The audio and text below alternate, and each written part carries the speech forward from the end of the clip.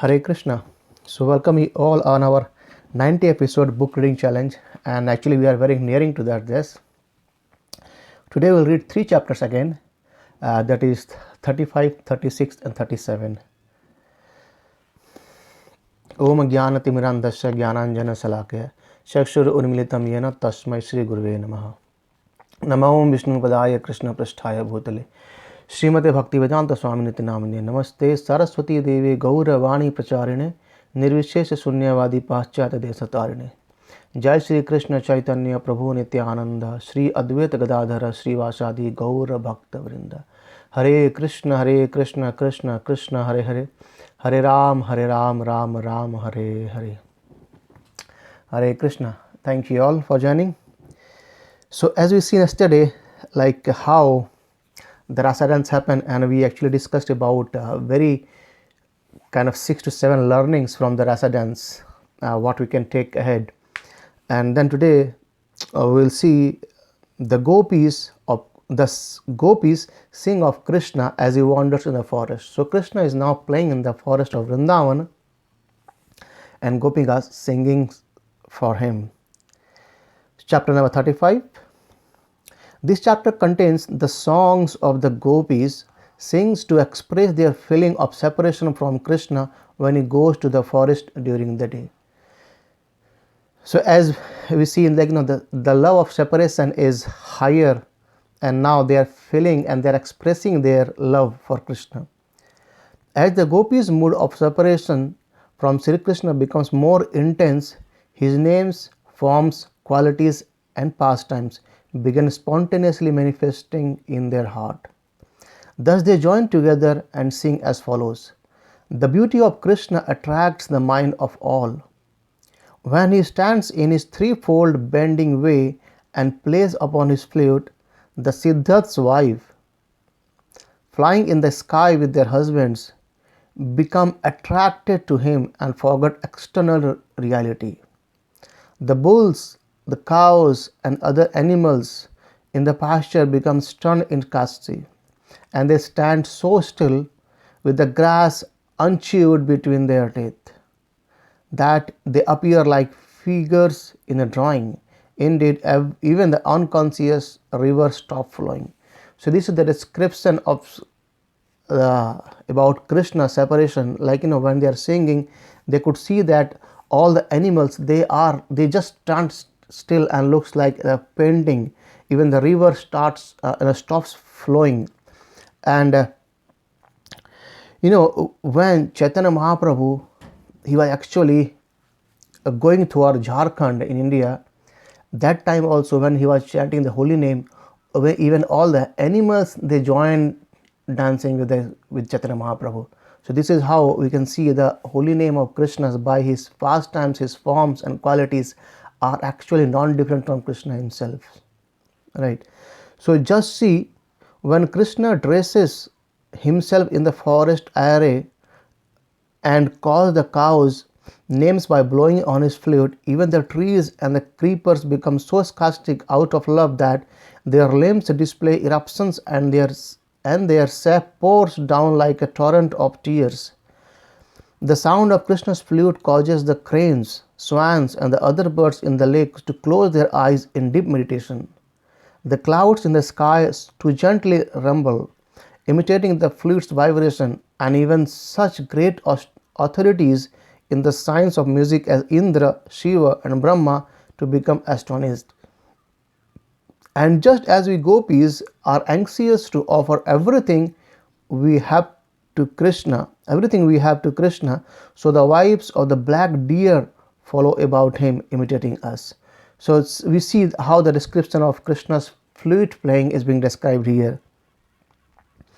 And when Kṛṣṇa is returning to Braja, he constantly plays his flute while his young companions chant his glories, and Brahma and other chief demigods come to worship his lotus feet.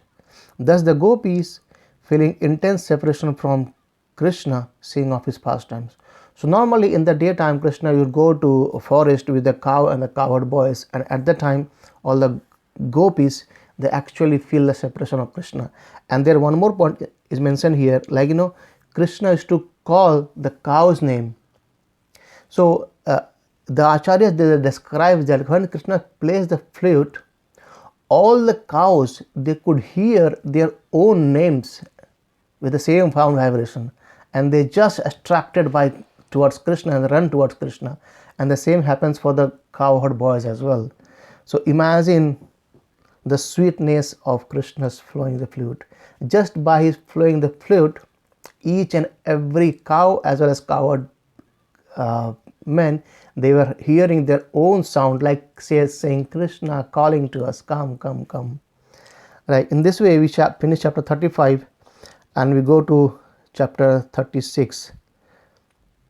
One thing we missed to discuss earlier, there, they cursed to Brahma, Lord Brahma, the Gopis. They said, what kind of, human you have created?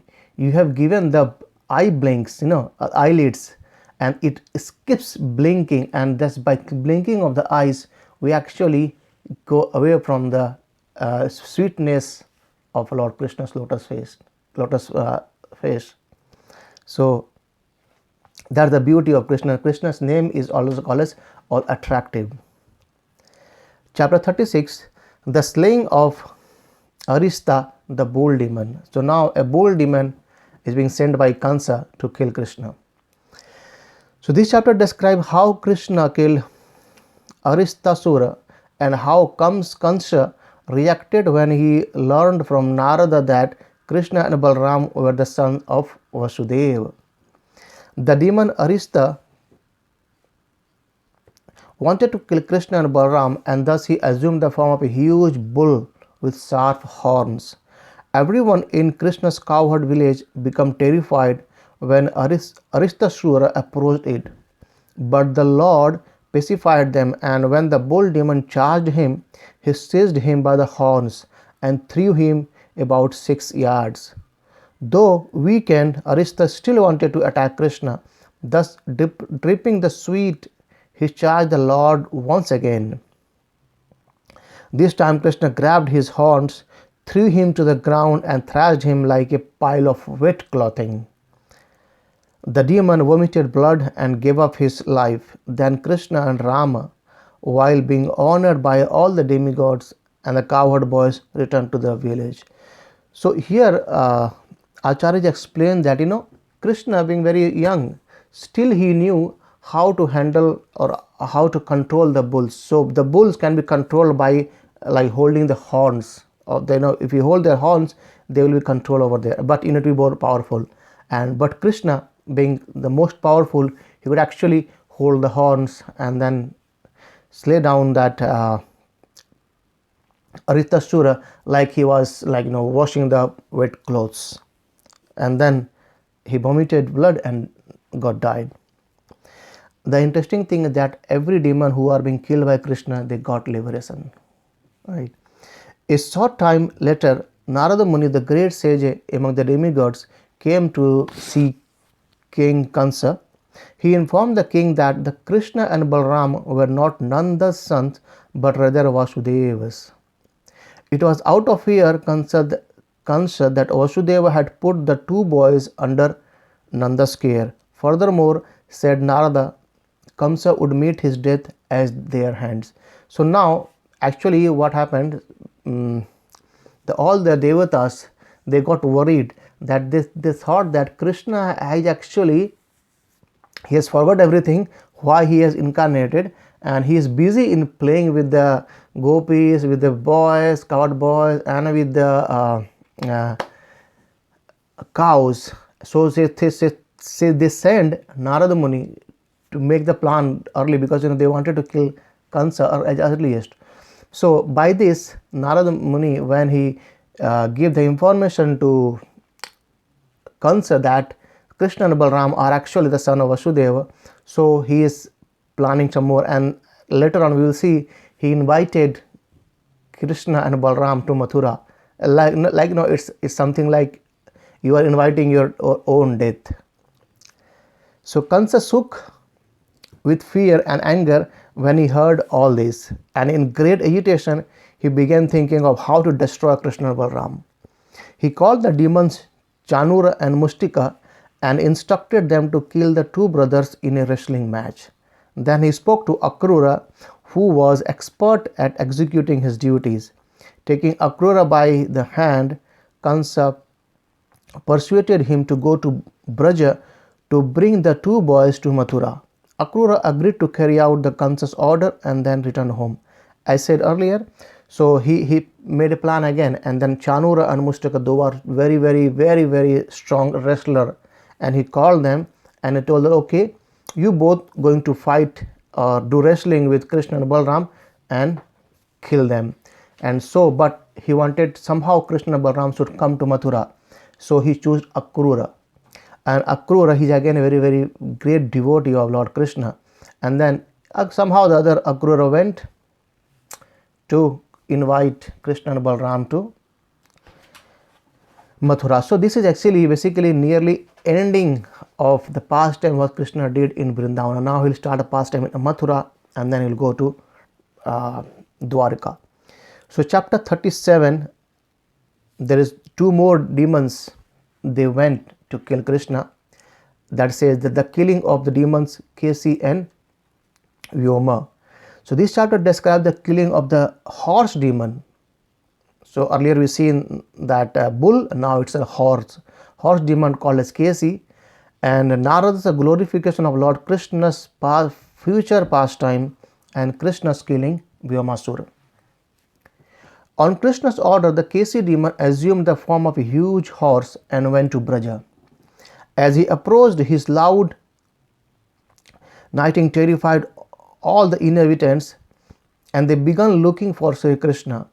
When he saw the demon, Kṛṣṇa came forward and challenged him to come near. Keśi charged Kṛṣṇa and tried to strike him with his front legs. But the Lord seized them, wheeled the demon around several times, and then threw him a distance of 100 bow lengths. And Keśi remained unconscious for some time, and when the demon regained consciousness, he furiously charged Kṛṣṇa again.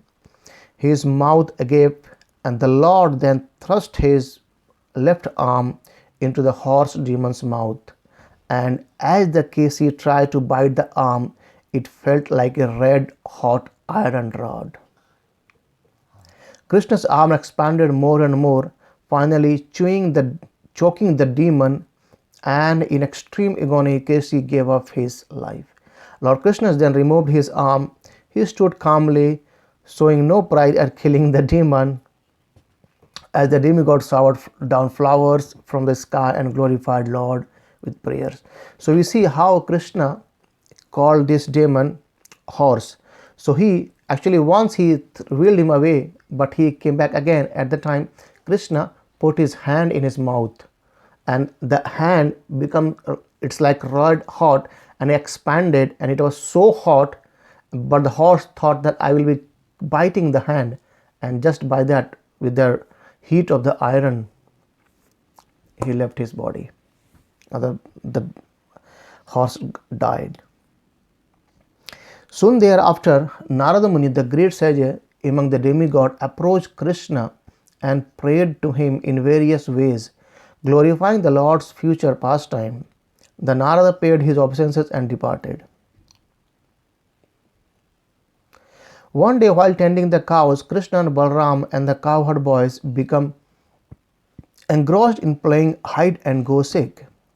Some of the boys took the role of sheep, some the role of thieves, and other the shepherds. The shepherds would search for the sheep, and when the thieves stole them, taking advantage of this game, a demon named Vyoma, sent by Kansa, dressed himself like a cowherd boy and joined the band of thieves. So they were playing a game now, like someone will hide and someone gonna search, and by taking the chance, one demon known as Vyoma, he entered the group. He abducted a few cowherd boys at a time and threw them into a mountain cave, keeping them there by blocking the entrance with a boulder. Gradually, Vyomasuru abducted all but 4 or 5 cowherd boys. And when Kṛṣṇa saw what the demon was doing. He ran after him, grabbed him and killed him, just as one would kill a sacrificial animal. So again we see how Kṛṣṇa killed another demon without using any of the weapons. So that is how we end today's session. Thank you very much.